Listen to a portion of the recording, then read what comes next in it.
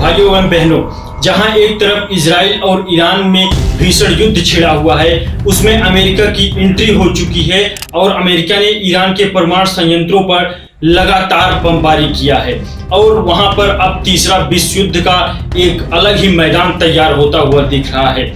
वहीं दूसरी तरफ आज भारत के 4 राज्यों के 5 सीटों पर उपचुनाव हुए हैं, जिसके नतीजे पूरे देश को चौंकाने वाले हो गए हैं। एक ऐसा नतीजा निकल के आया है जिसका बीजेपी वालों को कोई उम्मीद तक नहीं होगी, क्योंकि आज जो फैसले आए हैं, जिन जिन सीटों पर ये फैसले आए हैं, आज बीजेपी वाले सोच रहे होंगे, आज उनके कार्यकर्ता सोच रहे होंगे, उनके आला अधिकारी ये सोच रहे होंगे कि जनता ने हमारे साथ एक कैसा दुष्प्रचार किया है।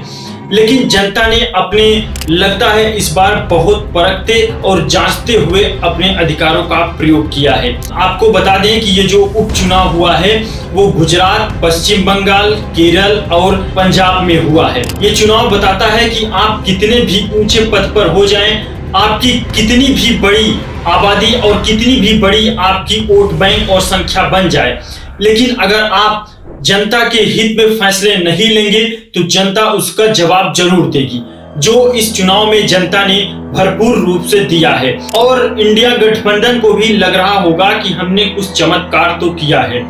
जो आम आदमी पार्टी दिल्ली में पूरी तरीके से साफ हो चुकी है और वहां पर बीजेपी भरपूर रूप से आई है, वही आम आदमी पार्टी अब पूरी तरीके से निखर के आ रही है। जिस गुजरात को बीजेपी का गढ़ माना जाता हो, जिस गुजरात का बीजेपी को शेर माना जाता हो, उसी गुजरात में आम आदमी पार्टी ने अपना परचम लहरा दिया है। और ये परचम कोई आम तरीके से नहीं, भारी और भरकम वोट बैंक के साथ ये परचम लहराया गया है। आपको बता दूं कि गुजरात के 2 जगह पर उपचुनाव हुए हैं। गुजरात के कड़ी और गुजरात के विसावदर में चुनाव हुए हैं और वहीं पर पंजाब के लुधियाना वेस्ट और पश्चिम बंगाल के कालीगंज और केरल के नीलांबूर में चुनाव हुए हैं। इस चुनाव के 5 सीटों पर बीजेपी सिर्फ 1 सीट जीत पाई है, बाकी 4 सीटों पर इंडिया गठबंधन ने अपना परचम लहरा दिया है। कांग्रेस ने भी अपना दांव खेला है और आम आदमी पार्टी ने भी अपना दांव खेला है।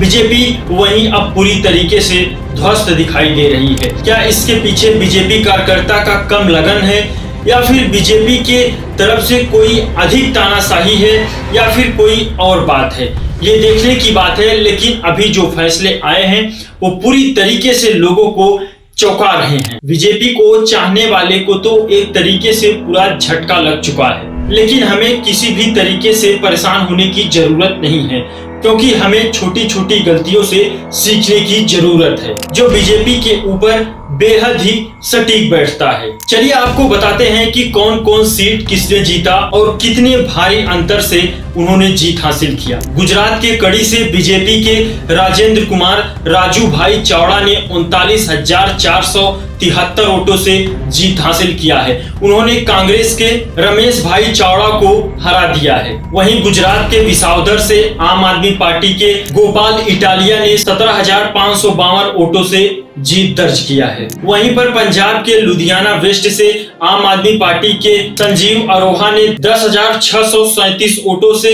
कांग्रेस के भरत भूषण को हराया है। वहीं पर पश्चिम बंगाल के कालीगंज से टीएमसी के अलीफा अहमद ने बीजेपी के आशीष घोष को बड़े अंतर से हराया है। वहीं पर अगर केरल के नीलांबूर की बात की जाए तो कांग्रेस के आर्यदान शौकत ने 11,077 वोटों से बड़ी जीत हासिल की है। यानी कि कुल मिलाकर अगर देखा जाए तो इस बार इंडिया गठबंधन ने बड़ा दांव मारा है और बीजेपी को मात्र 1 सीट मिला है। अब आने वाले समय में बड़ा चुनाव होने वाला है, जो बीजेपी के सामने इंडिया गठबंधन बड़ी दीवार खड़ी होती हुई दिख रही है।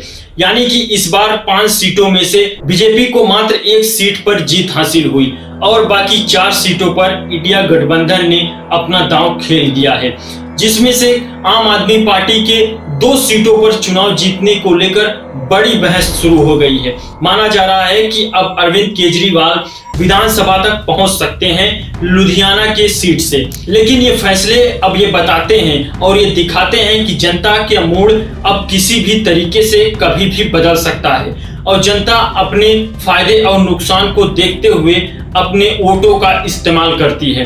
तो अगर आपको वीडियो अच्छा लगा हो तो लोगों तक शेयर जरूर करें और ज्यादा से ज्यादा लोग हमारे चैनल को सब्सक्राइब जरूर करें। धन्यवाद।